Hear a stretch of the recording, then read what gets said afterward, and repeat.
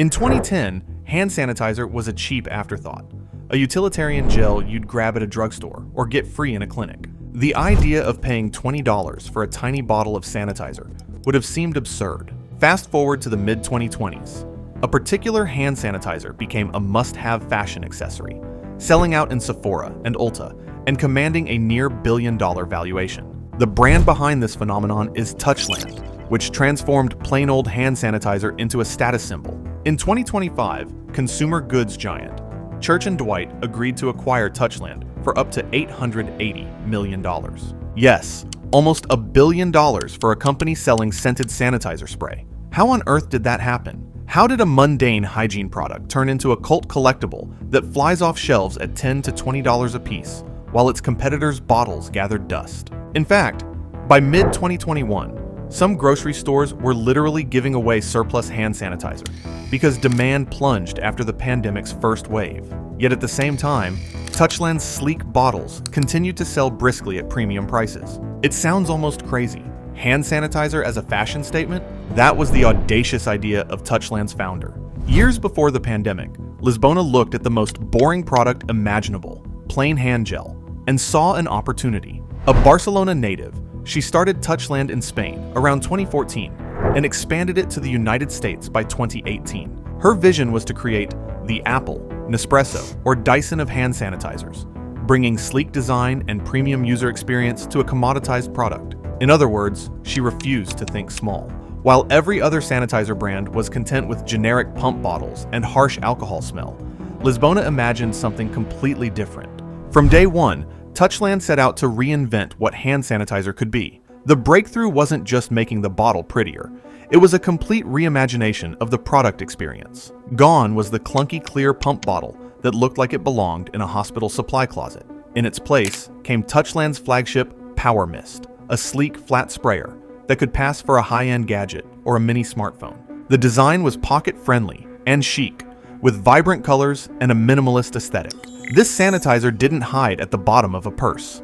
It begged to be shown off. And it wasn't only about looks. Touchland's formula delivered a fine micro mist instead of a cold blob of gel, with quick-drying, hydrating ingredients that left your hands soft instead of sticky. The scents were carefully crafted. No sharp hospital alcohol odor, but pleasant fragrances created by perfumers from the famed fragrance house Givaudan. Using Touchland felt different. A refreshing spritz with a hint of aloe or citrus, leaving you feeling like a model. This obsessive attention to design and sensory detail turned a mundane hygiene task into a tiny moment of joy. It was as if Apple designed a Purell, and it immediately made Touchland stand out.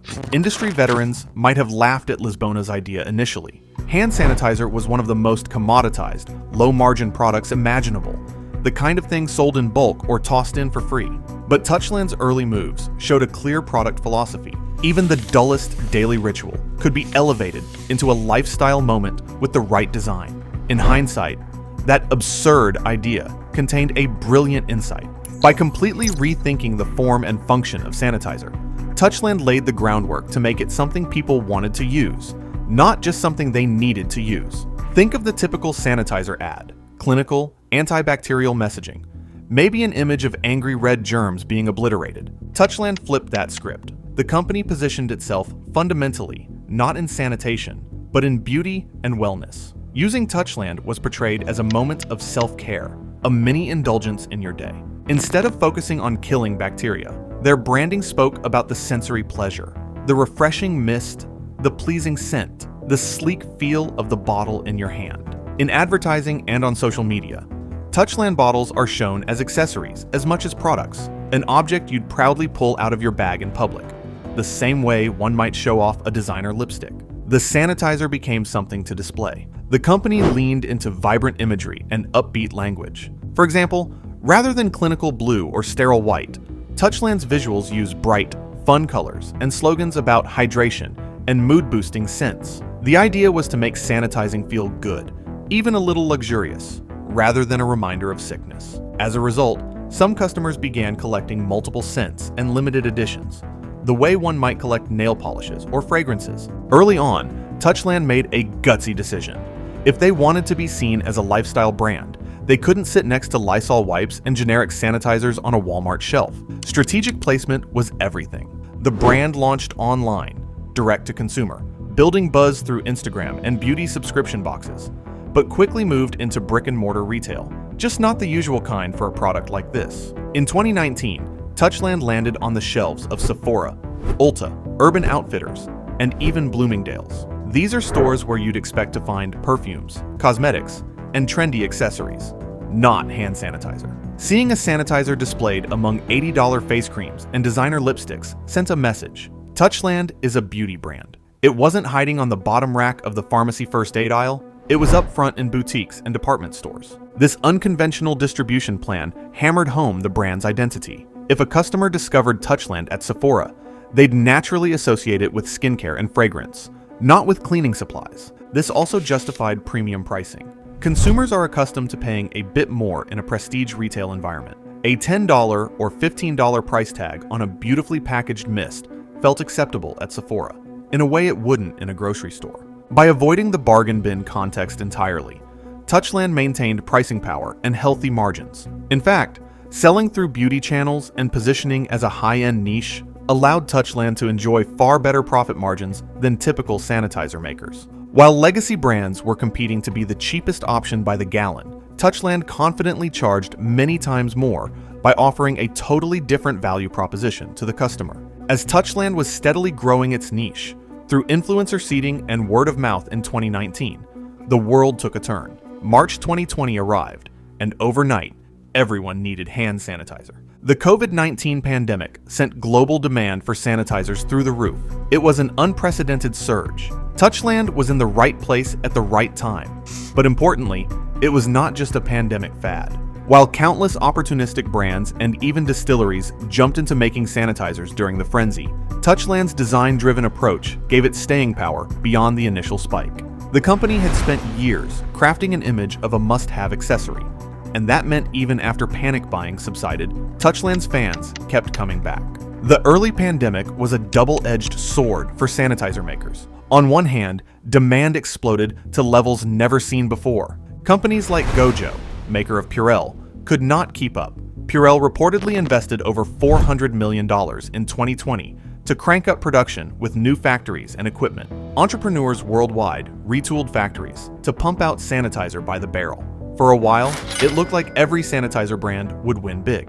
Touchland certainly saw a huge boost as well, selling out inventory amid the 2020 rush. By 2021, Touchland had expanded into over 2,500 US stores to meet surging demand. But then, as quickly as it spiked, the sanitizer market whiplashed. By mid-2021, COVID cases waned. People who had stockpiled sanitizer stopped buying more.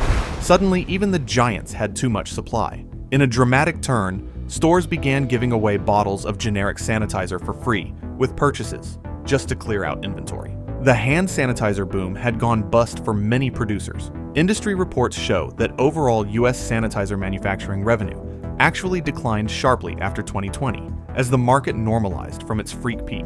Yet amid this roller coaster, Touchland defied gravity. They kept climbing. By 2023, Touchland reached a stunning milestone. They were selling roughly 1 unit every 5.5 seconds on average. While many sanitizer brands were languishing on clearance racks, Touchland was moving product faster than ever. The brand's annual sales soared past the $100 million mark, an almost unbelievable figure for hand sanitizer. To be clear, Touchland benefited immensely from the pandemic's initial wave, but its continued success was no accident. The company's pre-pandemic groundwork in branding meant that many of the new customers it picked up in 2020 stuck around. By 2025, Touchland had become the number 2 hand sanitizer brand in America, trailing only the long-established Purell.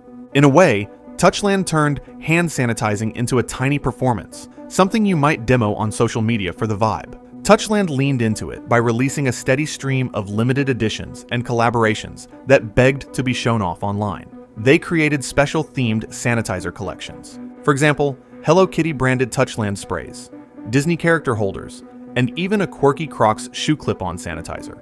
Fans would rush to collect new colors or scent collaborations, sometimes selling out limited runs quickly. This strategy is common in streetwear or cosmetics, but almost unheard of in the staid world of personal hygiene products. And it worked brilliantly. Touchland wasn't completely alone in this premium hand care wave. In fact, it helped spark a broader trend. Recognizing what Touchland uncovered, major brands started putting more focus on hand products as lifestyle items. By 2023 to 2024, even luxury houses like Chanel and Dior launched elegantly packaged hand creams and soaps, and beauty brands like Rare Beauty rolled out their own chic hand sanitizers. In other words, hand care became cool across the industry, not just for Touchland. A $10 designer-scented sanitizer is a far more accessible treat than a $300 perfume, and young shoppers ate it up. This success did not go unnoticed. In May 2025, Church & Dwight, a consumer goods conglomerate known for owning Arm & Hammer, Trojan, OxyClean, and other household brands, announced a deal to acquire Touchland for $700 million upfront, with additional payments contingent on growth that could bring the total price to $880 million. The news sent a buzz through both the beauty and financial industries. A near billion-dollar valuation for a hand sanitizer brand sounded almost unbelievable, but the numbers justified it. The purchase price was roughly 5.4 times Touchland's annual sales. If Touchland hits its ambitious sales targets in 2025, the multiples would be even higher, up to approximately 6.8 times sales, demonstrating just how much confidence the acquirer had in this brand's continued expansion. Church & Dwight's CEO noted that Touchland met all their criteria. It was asset-light, fast-growing, and a clear number one or number two in its category. In fact, Touchland's sales had risen over 100% the year prior, showing extraordinary momentum. When the deal was announced, Church & Dwight's stock even ticked up approximately 4%. Investors seemed to agree that Touchland was a smart bet on the future. Lisbona, who along with her husband and co-founder had relocated to the US with just a couple of suitcases and a dream, called the journey the story of a lifetime. What started as a wild idea in her native Barcelona had turned into a life-changing exit. Touchland's entire full-time team was reportedly only around 14 people, which makes the scale of what they achieved even more impressive. Touchland's sale came in a time when big-ticket beauty acquisitions had slowed, so it stood out as a bright spot. Industry observers pointed out that large companies might start looking to consolidate innovative fragrance and personal care brands, essentially buying the next Touchland as a growth strategy. Touchland proved that with an obsessive focus on product design, branding, and community engagement, even a product as seemingly lowly as hand sanitizer can command serious investor attention. The brand's 42% margin in particular turned heads in the industry. The company took one of the dullest products imaginable and made it cool, collectible, and highly profitable. In doing so, it has blazed a trail that other brands are now eagerly following. The broader lesson for businesses is simple. No product is inherently boring, not if you can reframe it in a way that captures people's imagination. Touchland's story stands as a testament to creativity and understanding your consumer. They recognized that convenience, pleasure, and personal expression would win out over fear and cheapness. By trusting that insight, Touchland turned a pocket-sized sanitizer into a status symbol and built an empire in the process. And that is how a $20 hand sanitizer became worth its weight in gold. Touchland changed the game, and every time someone proudly pulls out that little misting bottle, it's clear. The age of the boring product is over. Who knew cleanliness could be so cool? If you enjoyed this video and want more business wizardry, make sure to smash the like and subscribe button.